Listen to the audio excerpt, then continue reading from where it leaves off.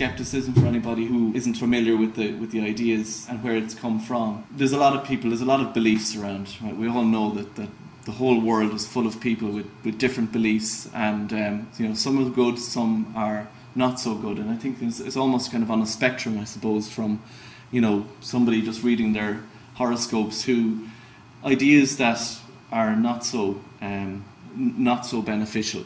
Examples being the anti-vax movement, witch hunts, faith healing, particularly when it's done. When modern medicine is completely ignored, pyramid selling, Irish banks, any kind of idea that essentially takes off on its own without any proper evidence to support it.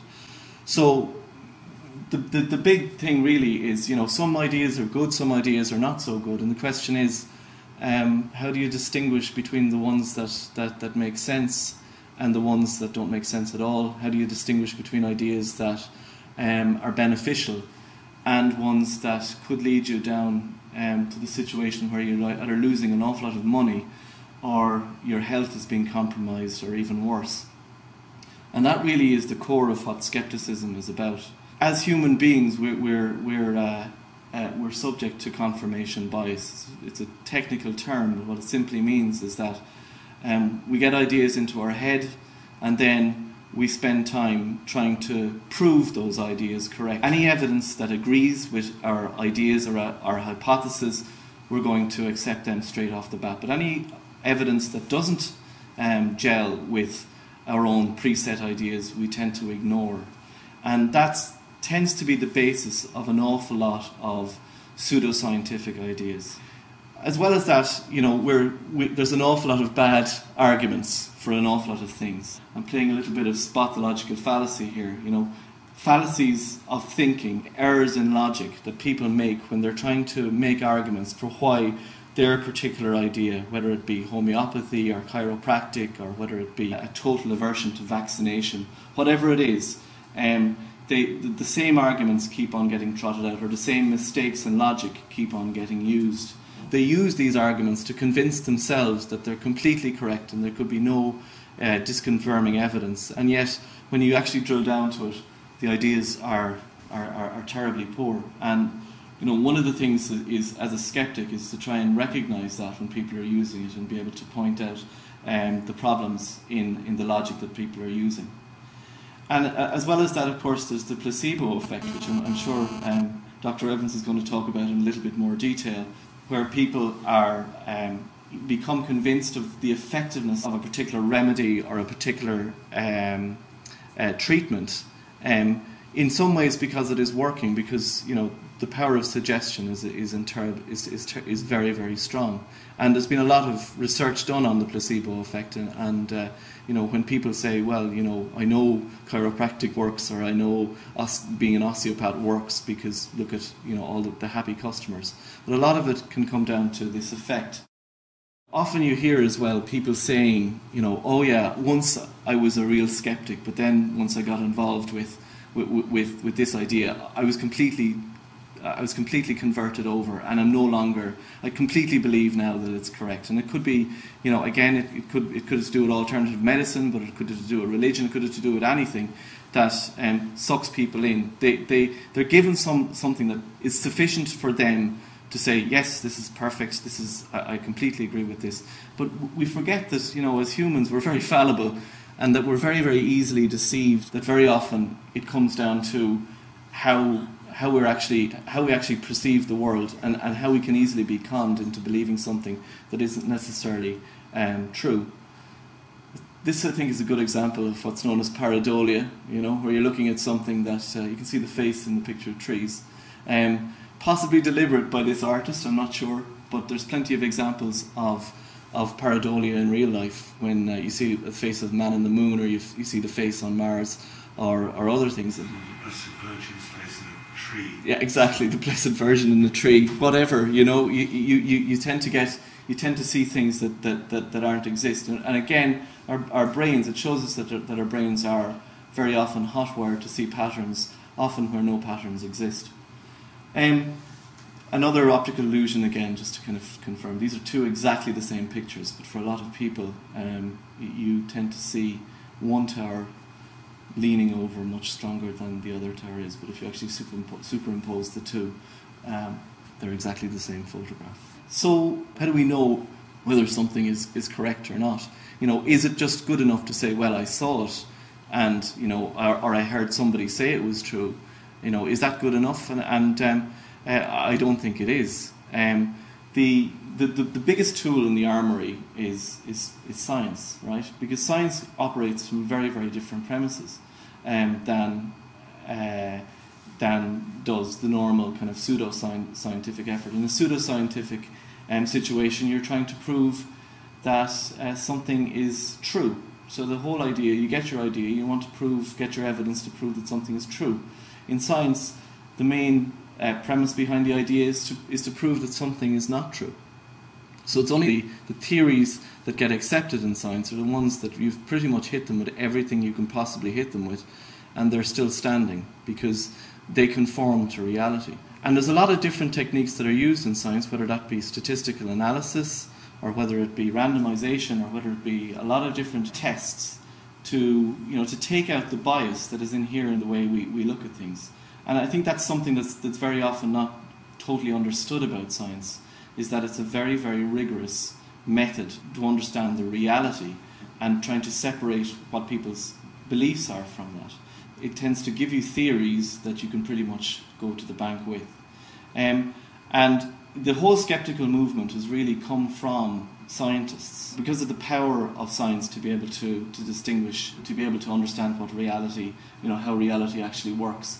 And over there on the far left is Carl Sagan, who would be, certainly one of the real founders of the skeptical movement. His book, Demon Haunted World, if you haven't read it, it's certainly a tremendous read. And he pretty much lays out what skepticism is all about.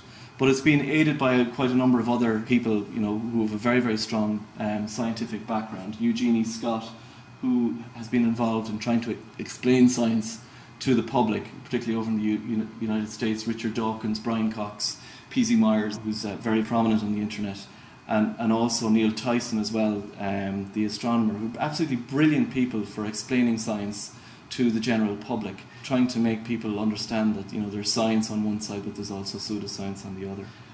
Interestingly enough, it's not just science alone, it's also the magicians, right? Professional magicians. And the reason is that scientists can get fooled.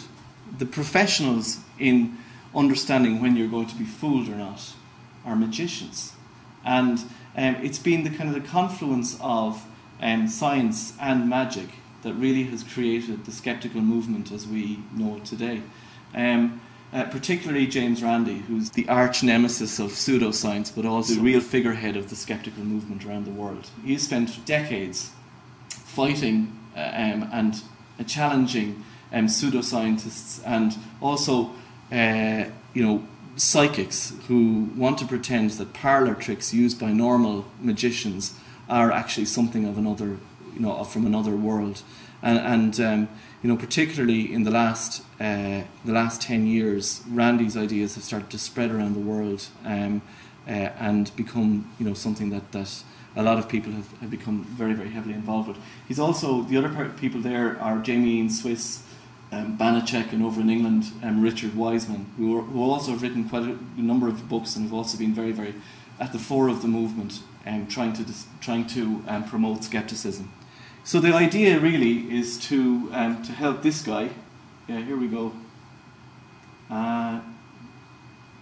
Become a little bit more important, right? So we're trying to basically promote reality as being something that's worthwhile. I was at the TAM London meeting a couple of weeks ago, and a Christian group had put up a big picture of somebody standing on top of a mountain range, looking out over this fantastic panorama, and the caption that they were using was, "Is this it?" And the answer was, well, fuck off, you solipsistic wanker, In other words, reality is reality not good enough? As Douglas Adams once said, why are we trying to invent fairy tales when the garden itself is so beautiful. That's really what we're about in skepticism, is promoting reality. It often comes out differently in terms of how other people perceive skepticism.